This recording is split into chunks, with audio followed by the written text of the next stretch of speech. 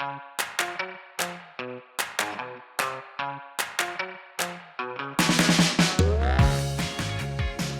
I'm Alvina Ling. And I'm Grace Lynn. And we're book friends Forever! We're childhood friends Who grew up to be a children's book editor. and an author and illustrator. Yay! Welcome to Book Friends Forever. This is the Subrights with Janelle DeLuise episode. And don't forget to follow us on Instagram at bookfriendsforever_podcast. So as you can tell from our episode title, and if you're here on YouTube, you can see three people's smiley faces here. But joining us is special guest Janelle DeLuise. Are you Senior Director of Subrights? Is that I your am, current yes, title? I am Senior Director of Subrights here at Hachette. Great. Would you want to introduce yourself a little bit more for our listeners? Sure, absolutely. So I have been here at HBG for nearly 8 years. It's gone by very, very quickly. And then prior to that, I was at Scholastic as a Subrights manager. I was there for 10 years. My whole career has been in kids' books and children's, and I wouldn't have it any other way. I really love what I do. And yeah. Great. So we'll dive into what you do shortly, but as you might know, we always start with catching up with each other's lives. So, Grace, why don't you start? How have you been? All right, let's see. What happened the last week? Okay, so this Friday, today's Wednesday. Friday is my big opening at the Carl Museum. So we've just been getting ready for that. I got to take a sneak peek into what they're building there, and they're building like this big Chinatown gate, and they're like building this kind of bookshelf that looks like the one in my studio. So they're kind of do like a replica of my studio. So it's really exciting, and it's like really elaborate. So I'm really excited. I can't wait to see it. I know That sounds super cool. Yeah, it's gonna be really cool. And I was just talking to the social media manager at the Carl Museum, and we were talking about doing some social media videos and stuff like that. So getting all ready to for that exciting event, which will be Friday, and then of course our recording Alvina will be on Saturday. So if you are local, this will probably be too late for Yeah, it'll be over. Oh well, hopefully you'll enjoy the recording. So that's the big thing. The other thing is our chickens. Our chickens are so cute and small, and they're like really hard. Hazel's goal is to catch one now. Like Oh, we can't because they're so small, and when they're so small, they're a lot faster, and they're also a lot more skittish. And we got used to our other chickens who were kind of big and blah blah, and they had been so used to us that we could like pick them up at any time, be like blah blah. But these guys are like they're running around like chickens. That sounds super cute. Oh my gosh. Heads not cut So off, I guess. they're like, so Hazel and I are like, we have to catch them. We have to hold them so they can get used to us again. So, and have they all survived? Because I know there was one yes, that there was was a one little that was looking a little weak, iffy. but it looks like it bounced back. So far they're all surviving and doing well. So our time has been spent trying to catch chickens. And then the last really exciting thing that has happened is I got invited to do a school visit in Hong Kong for March, and so I'm really really excited. I'm excited to say yes because I don't get a lot of invitations, and I thought it'd be really fun to visit that part of the world because I haven't traveled that part of the world in a long time. And I'm hoping that I can like go to Hong Kong, do the school visit, and then maybe take like a week afterwards to like maybe go to mainland and do some other things. So if anybody is listening to this podcast and knows like good tour guides or can give me any recommendations or anything like that, please contact me. I'd love any help whatsoever because I might be traveling alone. I'm trying to course my sister-in-law, and I've actually been nudging Andrea Wang a little bit to see like anybody want to come with me. But regardless, I would love to have any kind of guidance or help or recommendations for traveling that area.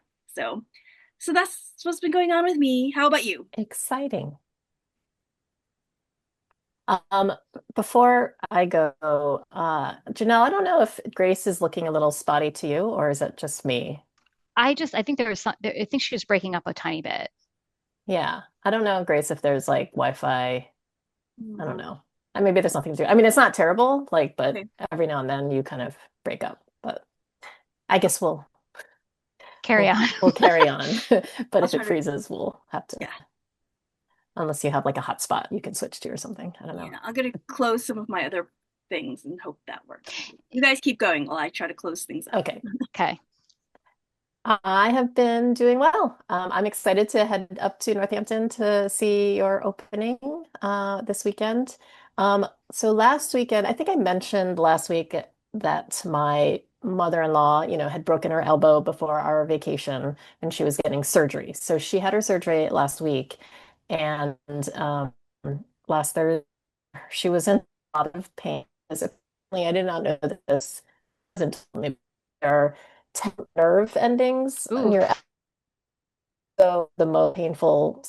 So then went out there to, help out, and then I joined on Saturday. And by then her pain was under control, which was great. But we spent the night there and just try to get her back on her feet, which she did. And we watched Knives Out, which I had seen before, but I'd totally forgotten what had happened. So it was still really exciting, and she loved the movie. So it was a good distraction for her. And then coincidentally, my uncle Vincent, who I have mentioned on this podcast, he was 90 years old and he had passed away a couple months ago. There was a memorial service for him out in New Jersey where he used to live. On Sunday, and it was really lovely. My cousins came out, and my other cousins who live in New Jersey were there. So it felt like a little mini family reunion. And I learned a lot about my uncle, a lot of things about my uncle that I didn't know. And just one story that I thought might be fun because it has a little bit of a children's book tie-in is so he came to the United States and he didn't have an English name. So he was choosing his English name. And there was a English primer that he used. It wasn't Dick and Jane, but it was one where the two characters' names were Hartley and Vincent. And it was kind of like a Goofus and Gallant, is what it seemed like, where one was really, by the book and really obedient, and the other was really mischievous. And he picked the mischievous boy's name, which was Vincent. So that's how he became Uncle Vincent, Oh, wow. which was really fun to learn about.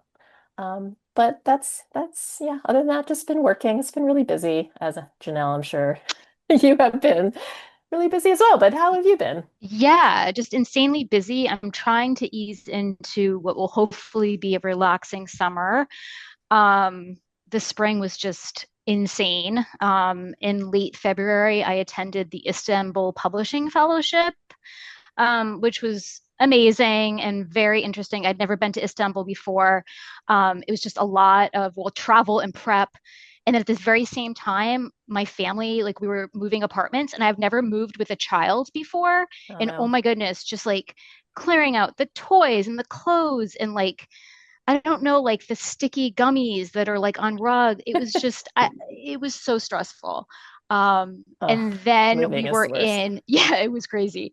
And then we were in Bologna um, in April. So that was, of course, amazing. Bologna is like my favorite place to be, of course. And then we came back to the office and we're onboarding a new children's division that HBG recently acquired called Union Square Kids. So I've been learning their list and just integrating all of their titles and all of their history. So yeah, it's been a lot. So I'm Yeah. looking And then you forward to. lost your assistant, right? And hired a new one in that Yep, time too. So yep. We have a fabulous new Subrights assistant. She was actually previously an intern here, so she was a quick study and was just really happy to promote someone from within. So yeah. yeah. That's great, but that does make me tired. Yeah, it was a Alvina, have lot. you ever been to Bologna? I've I never. have. I've been Oh, twice, not in a long time. The last time I went was 2016, I You should think. come back. I What, know. I know they isn't it always like like it's rotate. magical. I would love to go again, It's and eat absolutely all the pasta. magical. I mean, everyone's in, so it's like our year is sort of bookmarked by like Frankfurt in the fall, Bologna in the spring, and there's just such a difference in Bologna. I mean, everyone if it's focuses on children's, of course. So I don't know, everyone's in a good mood. We're going into spring, the food, just the sunlight, the wine. I mean, it's amazing. Yes. All right, I'll put my hat in the ring and let Megan know I'd like to go back again. It's been a while. It'll be 10 years since I've been come next year. So all right. So you said you've been at Hachette for about 8 years, and I know so you're at Scholastic before, but you've always worked in subrights, and how did you break into publishing? Yeah, I've always worked in subrights. I mean, it's going to be 20 years, which is crazy. But yeah, so like so many others, I was an English major. I went to school in Boston. I was obsessed with books and reading, and initially, I don't know, entertained the idea of teaching. I was at Simmons College and studying for a master's. And then I was like, wait, I want to work in the business of books. I don't know if I can teach. So at that point, I was like, okay, I have my sights set on New York City. It was a tough time to move. I felt like maybe like September 11th was still kind of in the background and the economy was not doing so well. My family was not supportive of me moving. They were like, you're not going to ever find, you're not going to find a job. You're not going to make it. I was super determined. Um, and then, so my strategy was to take temp jobs while I was interviewing at publishers. And that's what I did. Like on my lunch break, I would just be interviewing. And so I wasn't necessarily targeting rights. Um, I was thinking editorial because I feel like that's what you know. Yep. And that's what everyone kind of, I mean, even now, like when I interview folks for rights positions, it's like they really do want editorial and you kind of tell them about rights and maybe their story will change. But yeah, so I wasn't that familiar with the other sort of functions of a publishing house. And then I just I got lucky. I mean, there was an open position in rights at Scholastic, and I was really intrigued about the international and the sales portion. I mean, the way it was pitched to me was like it's a combination of editorial, marketing, and sales. And that's what it is. I mean, I was always like passionate about travel and learning about, different cultures and traditions. Um, and yeah, that's how I got my start, and I have been doing it ever since. So would you say right away when you started in subrights, you're like, okay, this is where I want to be. Yeah, I was like, Hmm. this is for me. I mean, every day is different. It's a really gratifying, I think. Um, it's a really gratifying position. And it's one where you're interacting literally with like contracts, editorial, marketing, finance, legal. Like we're working across the company. Hmm. And I really enjoy it. Yeah. Can you explain what subrights is and what you do? Sure. So to give you some background on rights, so when Hachette or another publisher acquires a book, the primary right is to, of course, publish the book in book form. And part of the negotiation when we acquire is what subrights or secondary rights were granted. So this can include anything from book club to audio, large print, translation, to dramatic and merchandising rights.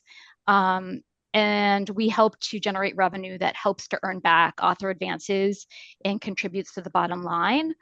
I would say that in our department, the bulk of our business is licensing to international publishers, but we also work closely with domestic accounts.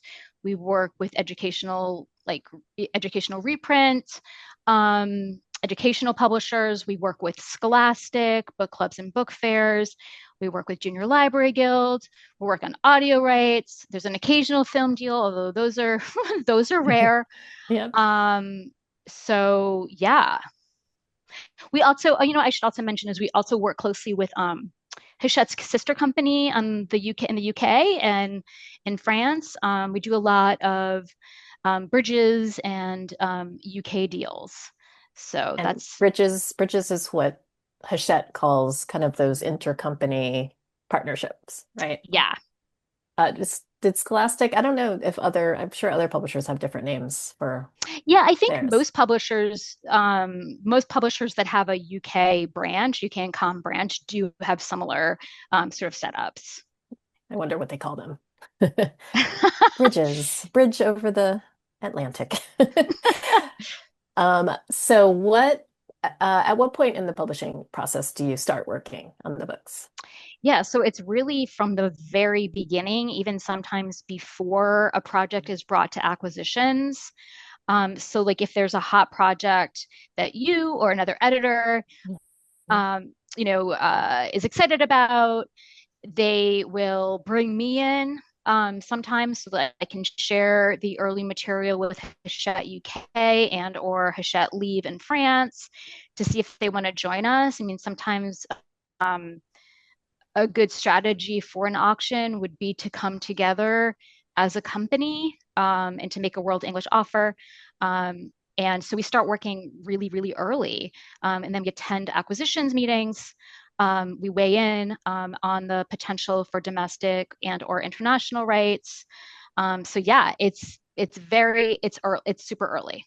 Yes. And I know, I mean, this is, you haven't come in a while, but we do invite you to our editorial meetings to sit in Yes, sometimes. yes, indeed. Okay. So, well, Grace, do you have any questions? I feel like from an author's point of view, Yeah, you probably, I'm sure you're gonna explain it in a bit, but so when you say you work with all these like international publishers and all these things, so do you go and like sell the books to them, or or you just wait for them to come to you, or is it a mix of both? Like, how does that work? That's a great question.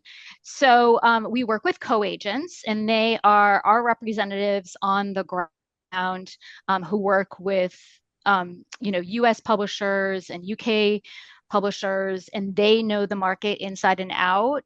And so what we do is we submit, once we have the list and we know what titles we have rights for, we will start to submit.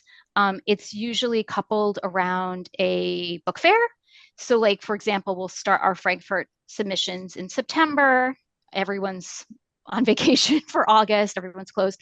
And then for Bologna, it's typically at the end of January. But yeah, that sort of starts the process. And so we are submitting to them, and then they are submitting widely to all of the publishers in their territories, and then they are bringing us off 5 times out of 10, but 9 times out of 10, we will negotiate higher. If it's a series, we'll ask for like a 2 book commitment, a 3 book commitment. Is there something that, can they increase the royalties? Can they offer a movie bonus? They want a 10-year term. Well, we'll counter that with like a 7-year term. So what our job is to really obtain the very best terms for the author and so the for HBG. sub-agents, do sub-agents work with multiple publishers? Like what? Yes. They do. Mhm. Yes, they do. They work with multiple publishers and also agents. Cool. What do you think is most helpful for to hear from the editor, say, in terms of selling a book overseas? Um, oh gosh, I guess the main thing is like what the editor thinks makes the book exciting or to stand out in the market. Like what are the sort of cool or unique selling points. Like it's really, I think, always helpful to hear what's driving the editor's passion for the book when they bring it to acquisitions Mhm. or even list launch. Like I get a lot of my sort of talking points from list launch, and I will take notes and then go back to review them, and that will help us craft a great submission letter or even just talking points when we're meeting in person with a publisher and agent. Um, strong positioning and comps are also crucial.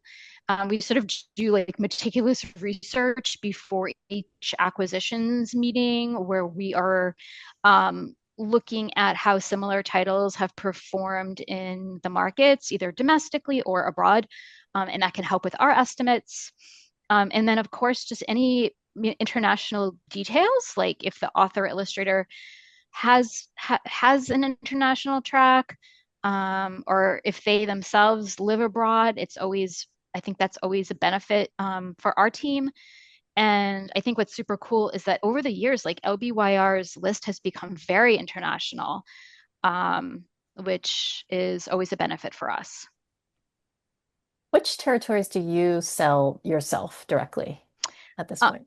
Sure. So we do divide up, we're a team of three, and we do divide up the territories. So I handle all of the UK and Australia and intercompany deals. I work with France, I work with Germany, I work with Spain, Portugal, China, Taiwan, Turkey, Israel, most of Eastern Europe, Russia, um, So I assume and for Arabic like world. Yes, you have subagents for most of those, like, we right? do. We Hmm. do. And the And they know the subagents, language, yeah, right? the subagents, they know the language. They're going Hmm. to get coffee with the publishers. Hmm. They can update us on like personnel changes. I feel like when there's turnover, like we rely on them for all the updated information. If there's like a merger, and they also give us great advice. Like if there's a publisher who's, I don't know, having difficulty or behind on payments, like they really help us. Hmm. Yeah. Do you, I know sometimes when you go to Bologna or Frankfurt, you'll send like a really great summary of been going on. And I know you get a lot of information from the subagents of what's going on in their Yeah. markets, which is really interesting. Do you feel like you need to like pay attention to international news for your job? Think so. I mean, because like the international, like sort of the geopolitical situation does inform like what's selling and just the financials of a deal. I mean, just for an example, I remember like way back when, like there was a huge boom in Brazil. We were getting like $20,000 offers in Brazil for YA, and then there was the market crash, and then a lot of publishers went out of business. We've seen something like that happen in China with like, you know, uh, like 10 years ago, we would sell the entire picture book list, even before a book fair in China. I mean, the advances were six figures. And now everything has really, really shifted, and the market became oversaturated. I do still work on renewals, but um, for new titles, it's tough. It's a tough market. I remember actually the last time I went to Bologna was because I was stepping in when our former deputy publisher, Andrew Smith, was leaving. So it turns out my appointments were a mix of buying and selling that I didn't actually realize beforehand. I mean, Oh, most of that it was to happens. buy, Yes. but Yes. and then I quickly realized, oh, if they're coming to our booth, then it's a selling, Then it's it's a selling selling. appointment. But I had a Chinese publisher make an offer to me like on the spot, and I felt very That used to happen. excited. Yeah. I was like, I sold a picture book. I mean, I don't think they ended up selling it to that publisher, but it was No, very but that's exciting. always that used to happen. I remember Yeah. being at Bologna when Brazil, the market was just really, really hot in Brazil, and like a publisher would come to you for meeting in Bologna and say, okay, I'm going to take this. The Oh my offer will gosh. follow. Wow. So yeah, things shift. The Yeah. global economy and all of that definitely factors into our business. Is there a territory right now that you feel like is growing? I don't think that there's one particular territory. I think it's more like what category, and it's Hmm. romantasy, Yeah. and that's across Europe mostly, but also Brazil, also Eastern Europe. So I also think the current political situation is really uncertain for a lot of people and what's happening here in the US. And so um, publishers are exercising caution overall, unfortunately. Yeah, that's true. Um, do you pitch the whole list of the books that we have the rights for, and do the sub agents pitch the whole list, or do they kind of pick and choose depending on the publisher? We do. I mean, we have to curate the list. So what we do is after list launch, we go through the list and we start to form like a hot list or priorities, titles that we feel like have basically just have the most potential internationally, or if it's an author who is, sold well before and has an international track. So we come up with leads by category. Um, I'll say that there are some titles that we feel like are too American. We will still put them in the rights guide. Um, so which is like a selling tool for us before each book fair, we distribute a rights guide, which is kind of just a catalog, really, that features all of our books and the rights available. So yeah, we do really focus on the entire list. So what do you think really moves the needle in terms of selling books to foreign publishers? I mean, honestly, it's about the trends of the moment. It's about what's working. I feel like a lot of publishers are looking to what's happening in the US. I mean, the conversation over the past several years post-pandemic has really been middle grade and how there's this crisis in middle grade. It's not just happening here, it's also happening abroad. I feel like I've been on so many sort of panels and we've had so many meetings to try to identify what's happening, but it just seems like kids between 8 and 12, they're not reading. They're not, I mean, of course, some are, but just there's so many that I think were lost during the pandemic and maybe fell behind. And I see it with my own son. I mean, my son is in fourth grade now, and the teacher still reads aloud to them. Like when they're reading a book as a class, they don't each get a book to read. The teacher reads the book, which I just find so shocking because in fourth grade, I was reading. And then also, there's not a summer reading list. And he's in New York City public schools. And I always had a summer reading list. Like, and I had to check them Yeah. off and then maybe even write a report on one of them. And I looked forward to it. And so I don't know, somehow, like, I wonder why there's, there's no summer reading list. That's really interesting. I know, I know, I know. That's so Um, sad. it's really sad. Although I did like, my teachers would still read aloud to us, I remember. I mean, even though Yeah. we could all read, but I remember all the way up to through junior high. Because I remember my teacher, I think in sixth grade read, was it the Weston game out loud? Oh, Or yeah. the Outsiders? I don't know. So I hope they're doing both, but Are Yeah, no, maybe I that can. I are hope the so foreign too. publishers getting getting the same kind of like book banning kind of things that we Not get? as much as is happening here, although we're seeing there's conservative regimes in Hungary right now, and also Russia. I don't know, there's been just really grim news coming out of Russia. I think there were some publishers who were arrested, books are being not just banned, but like um, wrapped, they have to be like wrapped in plastic and placed it's a really tough situation. So it's not every country, but we are unfortunately seeing an impact. Yeah. So is there Uh, anything authors can do to help sell rights? Anything that authors can do. I mean, sure, if there's like an international connection that they have, if they are going away, um, just happened recently with an author on the Christie Attiavano list, for example. The author was going to be in Paris, and so he met with his French publisher. It's always great to kind of make those connections. Um, the author actually of Immortal Dark, she is from Australia. And so she was like, oh, I'm going to be, in Spain in April. Can you connect me with my publisher? And then so she did sort of a mini tour in Barcelona and Madrid. So I think, yeah, just keeping the like active communication open. And if they have, or if they're receiving emails from fans, if you're getting an email from a fan and they're asking, in Brazil, like I would really love to read your books in Portuguese. We pass that information on to our agents. Or if they notice that, like, on social media, they have a major following, in Italy, for example. So any sort of international touch point, we're happy to hear about.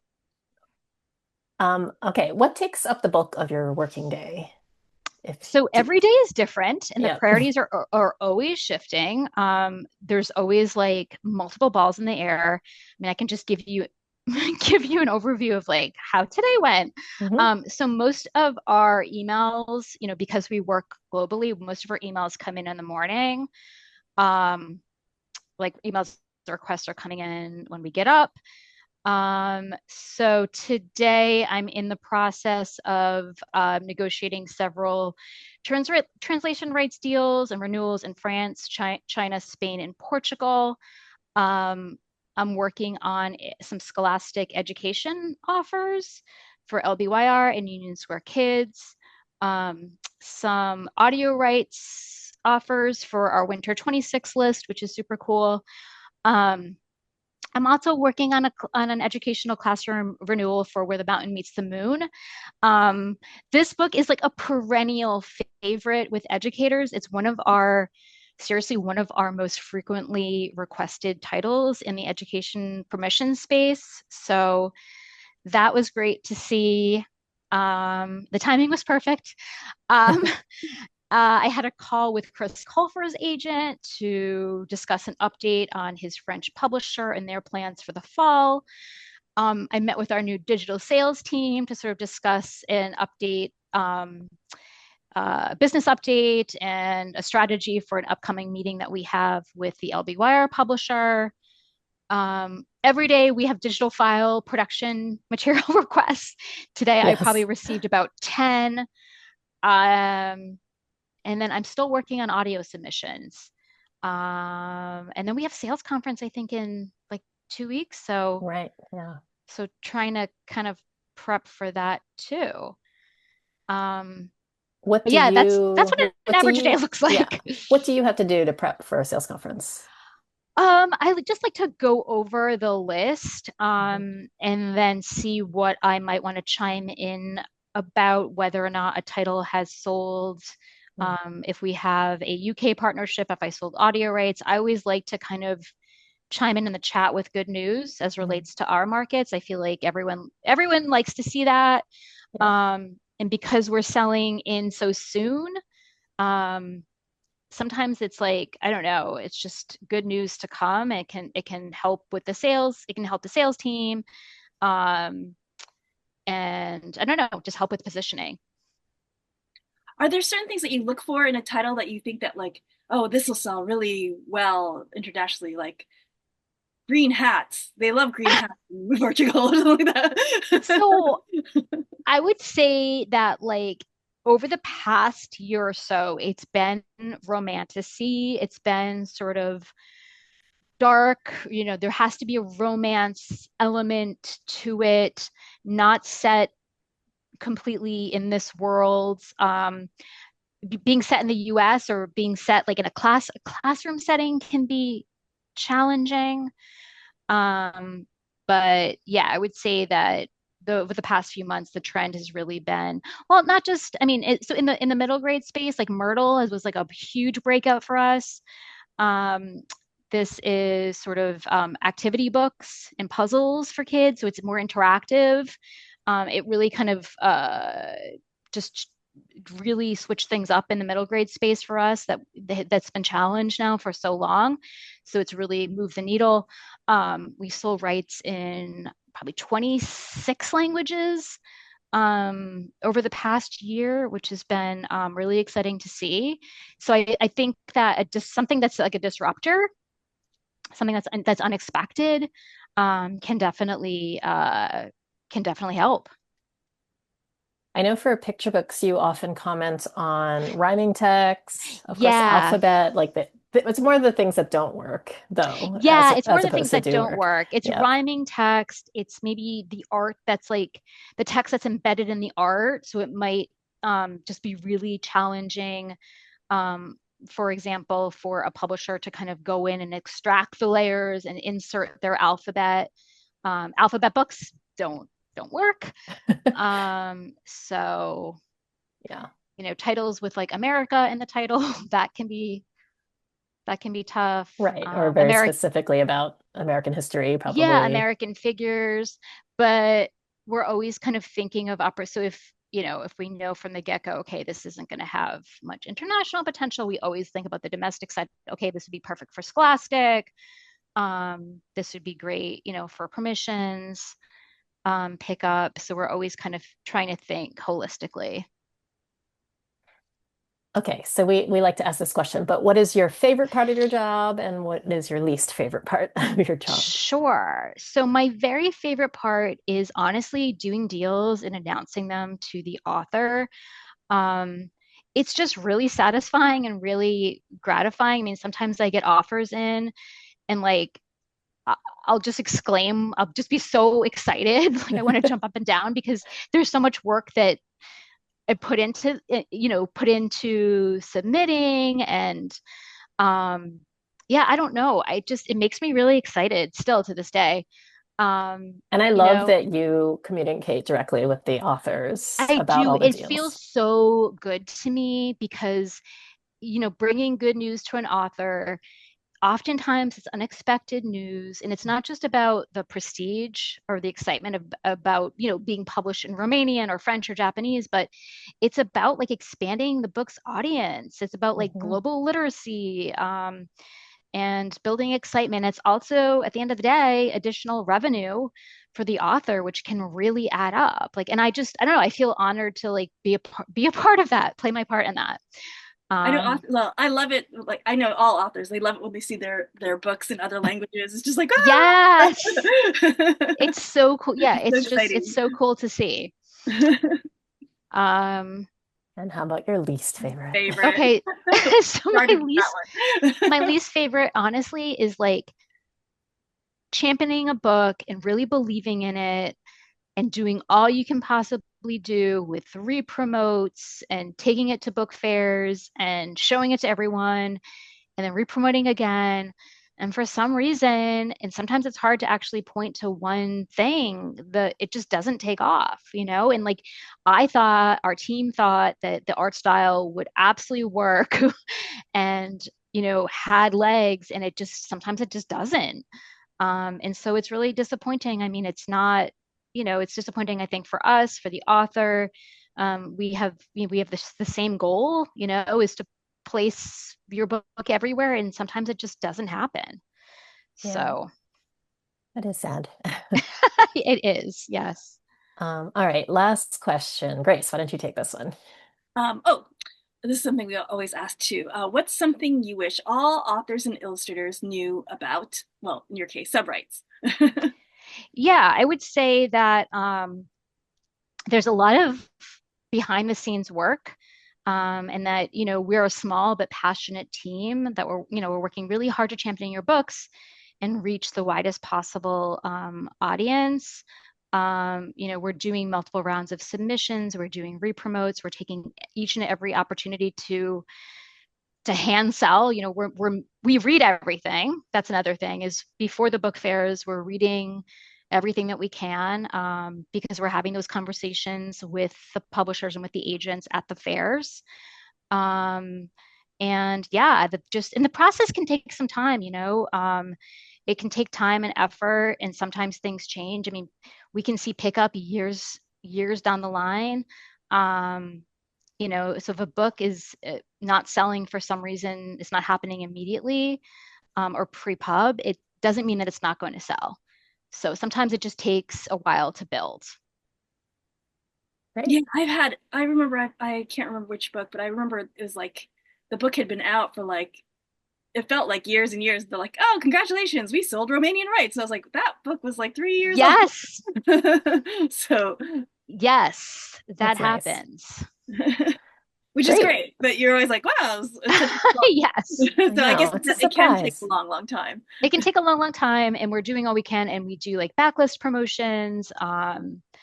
And I And feel like if you just never know, right? Like could you have been never like the know. editor from Hungary was traveling in another country and saw a book in a Yeah. bookstore and then said, "Hey, yeah, we want And the this." editors change. I mean, there could have Hmm. been like an editor who rejected this title at this time, and then there's someone new at the helm, and then they get really excited about a book. So yeah, you just don't know. Yeah. What's exciting and It is unpredictable. exciting because it is kind of just like it's because it does for an author, it always just seems to come out of nowhere. Like and it always is like a gift because you're never expecting it. It's just like Yeah. surprise. Yeah. It's like winning a little lottery, like a little, not like Yes. the Yes. huge lottery, Yes. but like a little, like it's like a scratch ticket. Like, hey, Yeah. I mean, Yes. sometimes it can be It a can be. bigger lottery for too. me, it's always been a scratch ticket.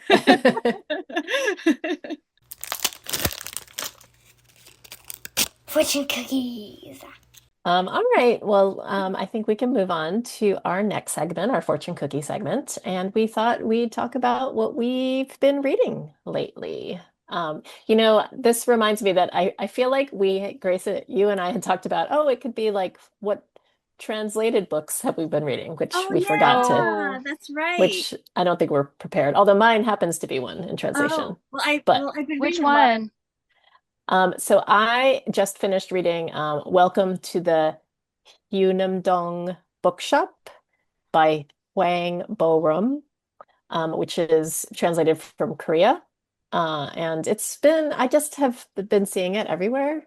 And it's basically about a local independent bookstore in Seoul, Korea. And it's kind of a slice of life book where that's kind of about about the woman who starts the bookstore and she gets burnt out from her previous corporate job and quits and then starts this bookstore. And then it's about all of the other people who gravitate to the bookstore. So there's someone who just graduated college and couldn't find a job, and then he becomes the barista, and then the regulars at the bookstore, and you kind of learn about all of their backstories. And I would call it a cozy fiction, which is why I decided to read it. And I think Grace, because you've been reading a lot of translated books, mostly from Japan or Yes, yours, right? But yeah. I just thought, oh, I'm gonna try it. So I recommend it. It was really, really sweet. Um, but I um, don't know. Grace, what have you been reading? well, Translated or not? well, I have not been reading it, but I have it on my to read book is Water Moon. It's a I'm trying to find the the author. That's a Japanese translation. So it's the whole thing that I'm doing now with those Japanese translation healing fiction. And a lot of them involve cats. Yes, this one does not have a cat on the cover, which is unusual. Almost all my other books have cats on the covers, and this one is Water Moon by Samantha Soto. But it says it's cozy and whimsical, so we'll find out but I can't say what it's about. I haven't read it except it's about a woman who inherits a pawn shop where you can Hmm, sell your regrets. So that's the tagline. that's fun. It sounds really good, but Did you ever read the Traveling Cat Chronicles? That one? no. That's one. Because you love those books so much, I started putting holds on a bunch of them, but that was one that was available. And I recommend it. It's a animal book, so it's from the cat's point of view, Oh, which I don't know nice. if. And yeah, The Traveling Cat Chronicles by Hiro Arikawa. That Um, sounds All right. super cute. it's cute, very Yeah, cute. I've been like on such a Japanese translation cat book craze lately. So, but really, what I've been reading or listening to is because Hazel has returned to my studio where she draws and I'm painting because I'm now in the painting phase of a new book. So she's now my studio mate again, and she's wanted to listen to Agatha Christie, Hmm. and so we've I been love listening. Agatha Christie. Yeah, and Wow. I was like, I guess we could. I mean, there's nothing. I mean, compared to this other stuff that she's been she's read and listened to and watches, it's actually it's quite tame. So, we we've listened to the ABC murders. We've listened to the Murder at the Styles, and now we're listening to Murder on the Orient Express. She likes Hercule Poirot because she likes this like That's so but great. but we're excited because we're a Murder on the Orient Express has many movies made of it. So All right. we're gonna watch one of the movies after. I don't know. Do you know which movie do you like best of that? Do you know? Have you watched any of those Orient Express ones? I know there's one I with watched Kenneth Branagh. So the most recent one, the one with who's yeah, Kenneth Branagh, right? that's the one I watched. Yeah, And it was good. Sorry, you're yes. You're kind I'm of breaking breaking up up, on. but we'll get through it. Yes. Janelle, what have you been reading? Okay, so this is not in translation, but post Bologna, I was ready to read some adult fiction for a change, and I asked a colleague who is formerly a scout for a recommendation of like a literary thriller, and she recommended Birnam Wood by Eleanor Catton, which I really enjoyed. It's long, it's dense, it's like over 400 pages. It's this has a very unique pitch. So it's this gripping eco thriller. It's set in New Zealand and it's about this leftist guerrilla gardening collective. And it's a group of friends, and then they cross paths with this like American drone building billionaire who says that he's willing to share some land with them. And then this group of friends, like they're broadly anti-capitalist, left-wing, activist types, and they want to go about planting these sustainable sort of edible gardens in neglected spaces. And then their missions collide because this man has evil intentions. He says he's looking to build this like doomsday bunker, but he's actually secretly trying to like illegally mine for rare earth metals. But then what follows is like the shocking tragedy on like Shakespearean levels that you just don't see coming. Um, I don't No know. It sounds spoilers. it sounds kind of over the top, but it worked. Um, Andrea Colvin just read that, so you should talk to her about it. She oh, mentioned it in interest. edit meeting, That's and so interesting. Yeah, there I was a loved I huge loved it. review in the New York Times, which is why she read it. Oh wow. So Okay. Yeah, it was a great read. And just it was unexpected because I was like, huh, a guerrilla gardening collective. But you know what? I loved it. okay, I'll add it to my to-do. That's two people recommending a book, so always feel like that's Cool. yeah the a sign. reason.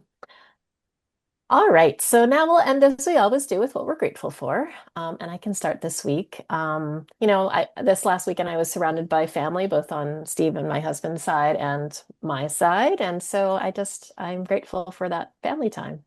And that's what I'm grateful for. Grace, what are you grateful for? Um, I'm grateful for people who are sticking up for things, I guess. I mean, Mm-hmm. the world, we've we've tried not to talk too much about world events and stuff, but like I think the world events are kind of a mess. Kind Mm-hmm. of a mess. That's like the understatement of the year.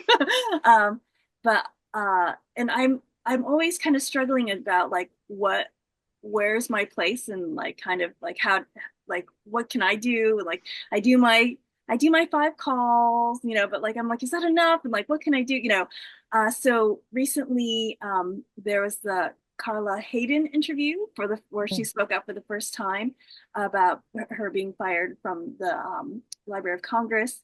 And there was the Freedom Town Hall rally where it was like Jason Reynolds and Kwame Alexander, and like and it was just really nice seeing all these people like trying to fight for the right thing. In some ways, I kind of feel like Kwame's kind of become our de facto like ambassador of children's literature because like he was at the Freedom Town Hall. He was on in the Carla Hayden interview. Like, and it's just like and honestly, I'm really glad that there's somebody who can and is willing and wants to be the face of kind of resistance. So and knows how to do it. And that's the big thing. I think there's a lot of people who would like to, but just don't know. Like for me, example, I just don't know how to do it. But he seems to know, and and I'm glad there's a bunch of other people who know how to do it too. So I'm very grateful for all of them. That's great. That's a great answer. Yeah. Janelle, what are you grateful for? The first thing that comes to mind is just the sunshine, the warmer weather, everything in bloom. I feel like I think I've put my puffer coat away, although I was wearing it on Memorial Day with gloves. So, so yeah, just the shift in weather, the summer, and the beauty that surrounds us. Yeah, I feel like so Monday, Tuesday were pretty kind of overcast and rainy, but today on Today's Wednesday, fun. Yes. it's so nice and sunny finally. So Yeah. yeah, I think it's going to be rainy again this weekend though. I Yeah, think so too. we're having a huge mosquito problem here, Alvina. Oh So no. bring your Okay. bug spray. But it's beautiful except for the Yes. For the I'll bring bugs. my bug bite thing. Is my little. All right. And that was the Subrights with Janelle DeLuise episode. Thanks for joining us. And thanks to Alex at Pacey Work Studio for editing this podcast. Please rate and review us on Apple Podcasts and tell a friend about it. Thank you for having me. Oh, thank you for being on. Tag us on social media using the hashtag BookFriendsForever, or send us a message via Instagram at bookfriendsforever_podcast, or via our website, bookfriendsforever.com. And please join our Patreon. Someday we will do something with that, and it'll be so worth it to be joined. So the link is in our show notes. I'm Alvina Ling, and you can find me at Planet Alvina on TikTok and at Alvina Ling on Instagram, Blue Sky, and Threads. Janelle, is there any place that people can find you? Sure, I'm Janelle DeLuise at Instagram. Yay. And yes, thank you so much for joining us. Thanks for having me. I'm Grace Lynn, and you can find me at Pacey Lynn on Instagram and Threads, and author Grace Lynn on Facebook, and Grace Lynn author on TikTok. Have a great week. And Take care. Bye. Bye.